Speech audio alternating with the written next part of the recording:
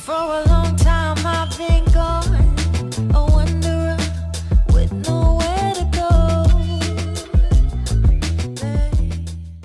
So hey everybody, I'm Leona Nicole Black, and this is my second video diary. I want to talk to you guys a bit today about being in a funk and how we process and we deal with that. Or, you know, I keep using this we word, but really I'm talking about what I do and hoping that it means something to you. So I just want to start off by saying thank you so much to everybody who watched my video on depression and shame and starting over. And not just those of you who watched it, because I'm really glad people watched it, but a lot of you kind of reached out to me and sent me messages of appreciation, and that meant a lot to me, because it's a vulnerable thing to do, so I really appreciate it, and people coming back at me, because connection is the reason that I do it. And for those of you who also have been following the blog post and my journal post that I put up last week on my website, which is Nicole with an H, NICHOLE, black.com. So I have the article, The Paraphernalia of Loneliness. That was kind of raw, man. Like, I still think about having written that and put that out there, like, damn girl, did you really say that stuff? But yeah, that's kind of this journey of loneliness and solitude that I'm on. I talk about that. And my other article, which was When the Squat Challenge Doesn't Lift Your Spirits. And there's a lot to do about my body image and my path towards kind of spiritual grounding. So if you haven't seen those articles and you feel interested, check them out on NicoleBlack.com. So yesterday, well, before we do yesterday, I love this, so yesterday, let's do today. So this morning, I woke up and I was feeling in a little bit of a funk. Okay, this is not quite a big deal, right? But it was, you know, unexpected for me, because yesterday I was at the beach.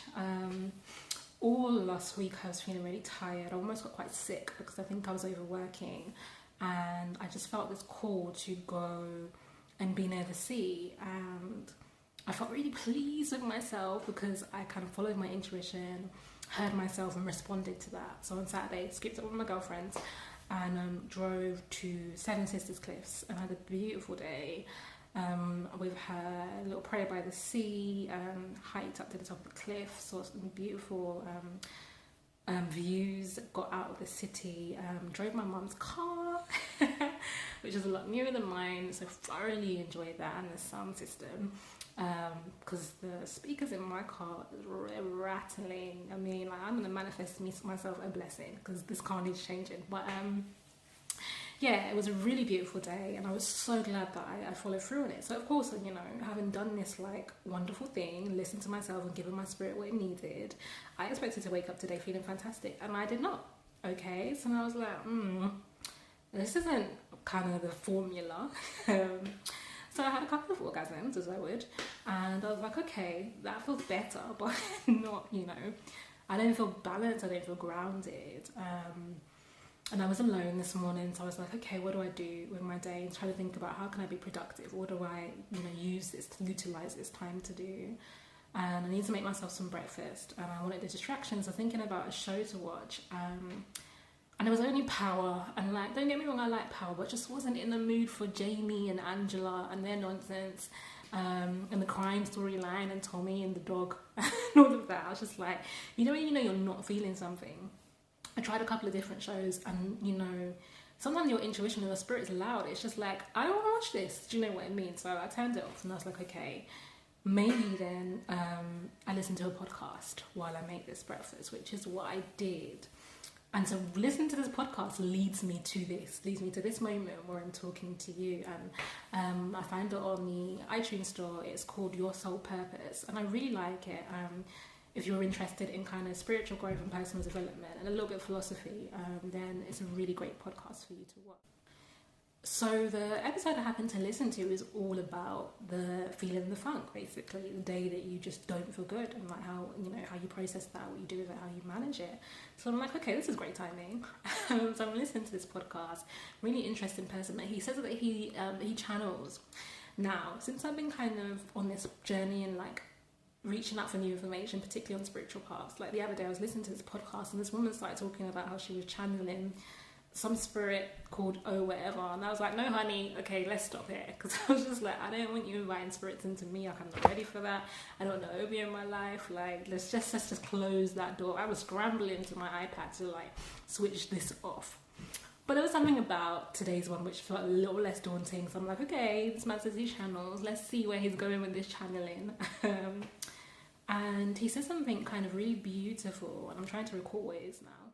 So what he says is that, metaphysically speaking, that sometimes we can think about, you know, those low days that we have as the contraction that comes before the expansion, and that many times there's just that we think we're low, or we think we're feeling a particular type of energy because, you know, we're processing something that happened to us in our past, or some trauma, or somebody upset us yesterday, or anything like that. But actually what we're processing is the immediate future to come. You know, it's like the process that's about to come up for us. And I was like, yeah, that kind of feels resonant with me. So I go on in the day. I only listened to half of this podcast, end up having a conversation with a friend about a topic I won't let you in on yet.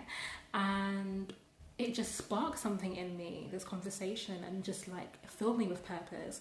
I ended up after this conversation like writing down a whole plan of this thing that I'm going to work on, and also really bridging for me like the authentic inner true self that I am, and you know, the academic intellectual self that I have to work as, you know, so my job and my identity, and bringing these two things together. So for example, allowing me to write on a particular subject that, you know, I've been questioning about whether I get to do that as a black woman, and what the ramifications of doing that in kind of in an academic space is. So it was amazing to have this conversation with this friend and then go, right, that's my moment, you know, and some of that heaviness lifting for me and feeling like really plugged in. And basically I'm listening to the second half of this podcast, and then I'm like, whoa, like there was a major resonance. So in the second half of it, he starts talking about a particular issue, which was something I was having a lot of doubt over today, and I think was also making my energy feel low this morning. And I kind of prayed over and was like, God, I feel a lot of doubt in this area.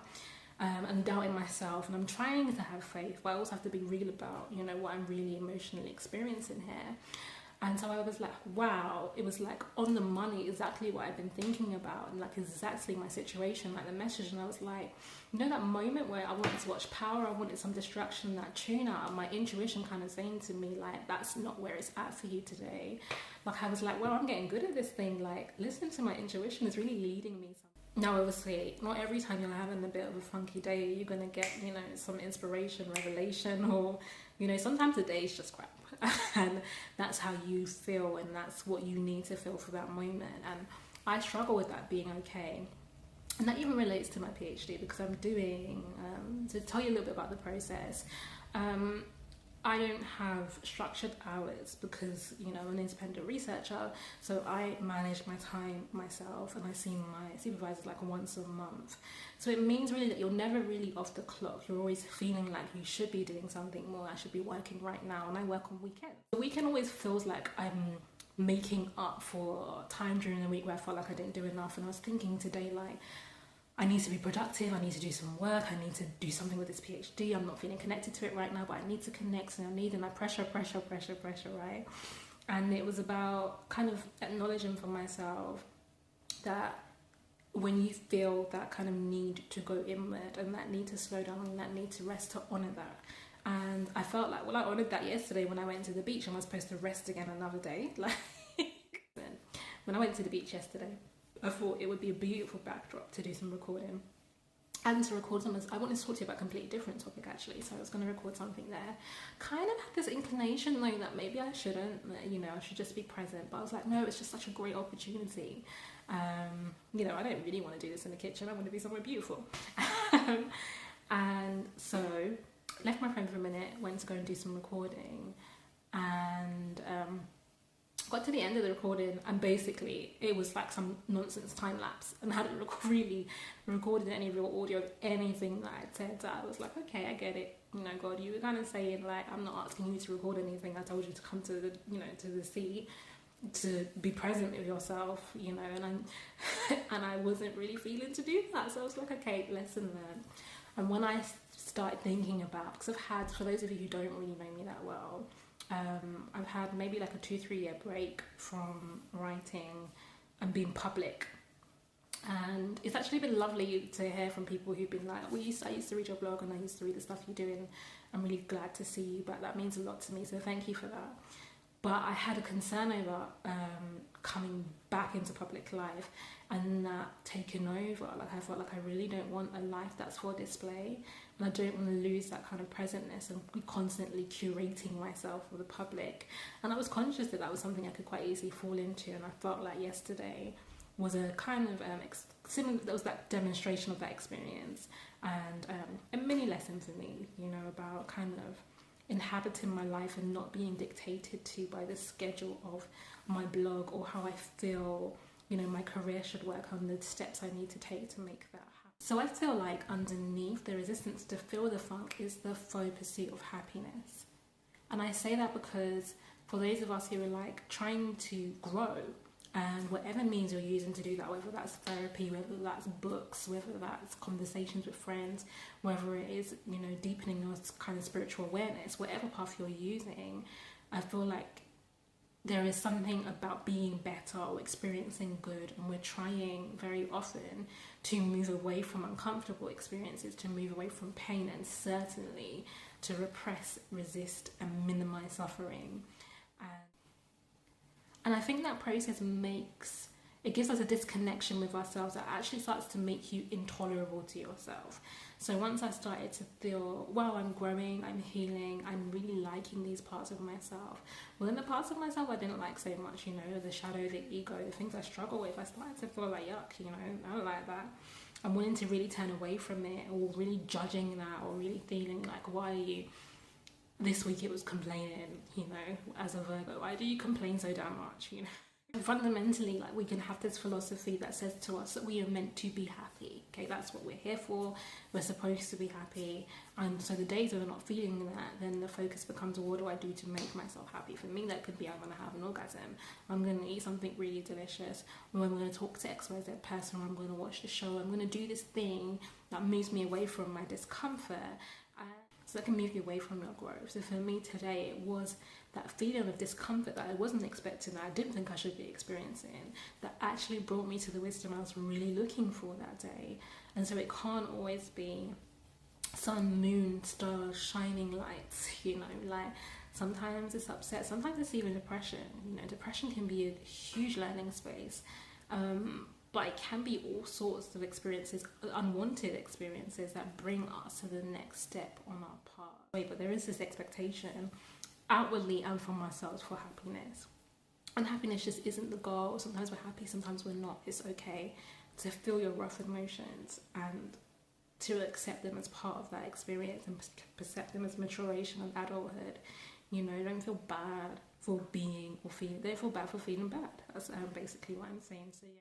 So reflecting on this conversation has actually made me realise how much it connects to my doctoral, my PhD research. I'm actually, if you want to know a little bit more about kind of the overview of what I'm doing, I have a section on my website called Project Black, and I'll post updates, so definitely check that out. And I wrote a little piece about going beyond the problem of blackness and why I'm doing this work on looking at particularly elements of black joy. So I'm really interested in black joy. And I mean, like, the very kind of everyday experiences of black joy we have between these moments of big resistance. So that's really important. But then on the flip side, as I was going through this research, I was also thinking about the mundane and the ordinary and how important that is too. And I'm like, yeah, like that is completely connects to everything I'm saying today about feeling that funk. I think we don't talk enough about the ordinary, the mundane, not feeling high or inspired or depressed and super low. But those days that we either feel just slightly disconnected or slightly odd, or we don't feel anything, or it's just not remarkable, and that being okay and a part of our human existence. We kind of go into the next week. It's about allowing ourselves to have the experiences that come to you and learn whatever you need to learn from them, including if it needs to be being sad. So thank you for listening to me. Hit me back, let me know what you think. Check out my website. If you want to follow me on Instagram, it's Nicole Black Online, and on Twitter, which I'm mostly silent on at the moment, but it's Leona N Black. So you can send me messages there. let your friends know. Thank you. Have a fantastic week, guys. Out here in the world.